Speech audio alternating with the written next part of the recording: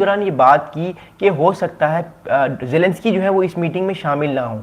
अब बात यह है कि ज़ेलेंस्की खुद भी इस मीटिंग में शामिल होना चाहते हैं, लेकिन ज़ेलेंस्की ने जो इस टाइम यूक्रेन के प्रेसिडेंट हैं वो ये कह रहे हैं कि जब तक मेरी सारी मांगें पूरी नहीं होंगी, मेरे इलाकों को मुझे वापस नहीं किया जाएगा, या जो इलाके मेरे पास हैं उनको अगर दिया गया रशिया को, तो मैं इस सीज फायर को नहीं मानूंगा, मैं जंग जारी रखूंगा। ज़ेलेंस्की ये कह रहे हैं। दूसरी जानिब पुतिन ये कह रहे हैं कि अगर मुझे थोड़ा सा और इलाका मिल जाता है रशिया का, यूक्रेन का, तो फिर मैं इस जंग को ख़त्म कर दूंगा। अब मसला ये है कि ये बोन ऑफ कंटेंशन वाली बात बन गई है। अमेरिका वैसे चाह तो यही रहा है कि कुछ यूक्रेन अपना दे दे, लैंड स्वैप कर ले, कुछ इलाका ले ले रशिया से, अपना कुछ इलाका अपना दे दे, लेकिन यूक्रेन ये कह रहा है कि जो इलाका हमने अपना खो चुके हैं वो तो ठीक है, हम सीज फायर करने को तैयार हैं, लेकिन हम और अपना इलाका नहीं देंगे और हम लैंड स्वैप भी नहीं करेंगे। लेकिन रशिया ये कह रहा है कि हम लैंड स्वैप करना चाहते हैं। अब मसला ये है कि अमेरिका इस टाइम किस साइड की तरफ है, अमेरिका इस मामले में क्या बात करता है, क्या बात नहीं करता, ये जानना बहुत जरूरी है। अमेरिका जो है वो इस टाइम तक ये कह रहा है वो कुछ ना कुछ इलाका यूक्रेन का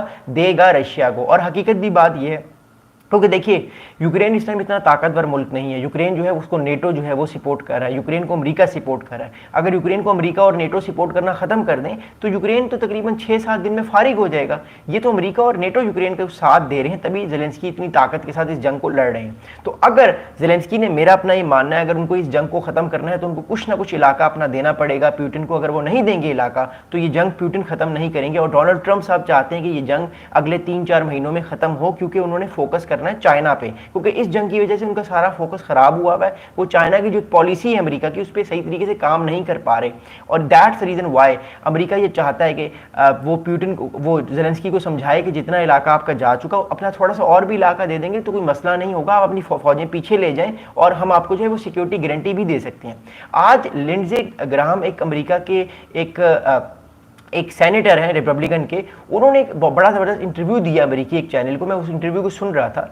लिंडजे ग्राहम साहब ने भी ये बात की कि कुछ ना कुछ यूक्रेन को करना पड़ेगा, कुछ ना कुछ लैंड स्वैप करना पड़ेगा यूक्रेन को। लेकिन उन्होंने उस इंटरव्यू में बड़ी एक अहम बात की जिससे हमें अंदाज़ा होता है कि अमेरिका यूक्रेन को कहीं ना कहीं प्रोटेक्ट करेगा। लिंडजे ग्राहम जो अमेरिकी सदर डोनाल्ड ट्रंप के बड़े करीबी समझे जाते हैं, उन्होंने ये कहा कि ये बात सही है, अगर यूक्रेन को जंग खत्म करनी है तो हम कोई ना कोई लैंड स्वैप करेंगे, कुछ ना कुछ इलाका यूक्रेन अपना रशिया को देगा, और थोड़ा बहुत इलाका रशिया ने जो यूक्रेन का लिया हुआ है किसी और जगह पे वो यूक्रेन को मिल जाएगा। लेकिन उन्होंने एक बड़ी अहम बात की कि अमेरिका जो है वो कोशिश करेगा किसी ना किसी तरह की सिक्योरिटी गारंटी दे, नेटो की कुछ फौजें जो हैं वो यूक्रेन में आके आने वाले वक्त में बैठ जाएं, ताकि आने वाले वक्त में ये चीज़ हो कि यूक्रेन पे अगर अगला हमला करे, तीसरी बार अगर रशिया हमला करे, तो हो सकता है यूक्रेन जो है अपने आप को बचा सके। तो कहने का मतलब ये, यूक्रेन नेटो में तो नहीं जा रहा, लेकिन ये बात है कि अमेरिका किसी ना किसी तरीके की नेटो के थ्रू सिक्योरिटी गारंटी देगा यूक्रेन को, जिससे ये होगा कि अमेरिकी फौजें बैठेंगी यूक्रेन में, जाके बेसिस बनाएंगे अमेरिकन। इसके अलावा नेटो के और ममालिक भी अपनी फौजें जो है वो दाखिल करेंगे यूक्रेन में, ताकि आने वाले वक्त में रशिया का कोई अटैक ना हो सके यूक्रेन पर। तो ये जो है सिक्योरिटी गारंटी यूक्रेन को मिलेगी, जो मैं कई बार कह रहा हूँ। मसला ये है कि सबसे इंपॉर्टेंट इशू जो इस टाइम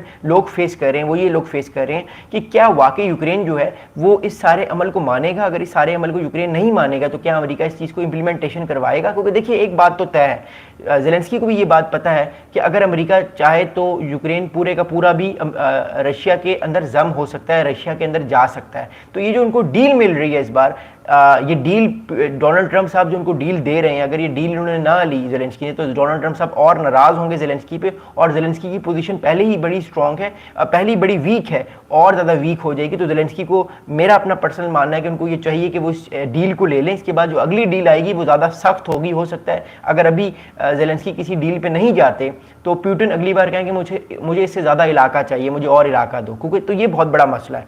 और सेकंड चीज़ जो ज़ेलेंस्की के लिए इस टाइम जो मुसीबत बनी हुई है वो ये मुसीबत बनी हुई है कि उनके जो अपने लोग हैं, जो यूक्रेन की कई करोड़ की आबादी है, वो बेसिकली इस चीज़ को एक्सेप्ट नहीं करेगी कि हमारा बहुत सारा इलाका जो है वो जा चुका है। लेकिन लॉन्ग टर्म में यूक्रेन को ये बेनिफिट होगा कि उसको दोबारा कभी भी रशिया का कि से जंग का थ्रेट नहीं होगा, क्योंकि नेटो ममालिक उसको हमेशा प्रोटेक्ट करेंगे रशिया से आने वाले किसी भी हमले से। और दैट्स रीज़न वाई बहुत सारे लोग ये भी कह रहे हैं कि कहीं ना कहीं ज़ेलेंस्की को ये डील ले लेनी चाहिए, अपनी ईगो को ख़त्म करना चाहिए और समझना चाहिए बात को। अगर उनको इस जंग को जो है वो रोकना है तो उनको ये बात माननी पड़ेगी। दूसरा एक और ऑप्शन है अमेरिका के पास, वो ये है रिजीम चेंज।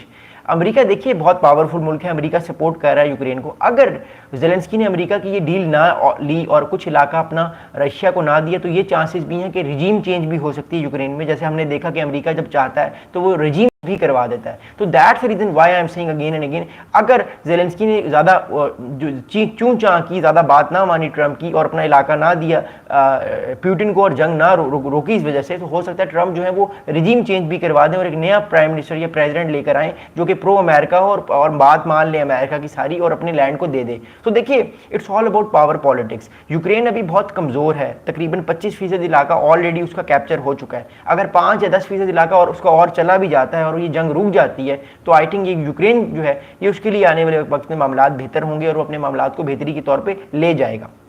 अगला बड़ा इंपॉर्टेंट स्टेटमेंट मैं आप लोगों को बताता हूँ वो क्या है। देखिए इस टाइम जो है वो जो जेलेंस्की हैं उनके बारे में जो है वो ट्रम्प साहब ने कुछ बहुत इंपॉर्टेंट बातें की हैं जो मैं आपको बताता हूँ। अब ट्रम्प साहब ने आज एक स्टेटमेंट दिया एक न्यूज़ कॉन्फ्रेंस में, वो ये कहा कि I was little bothered by the fact that Zelensky was saying I have to get constitutional approval.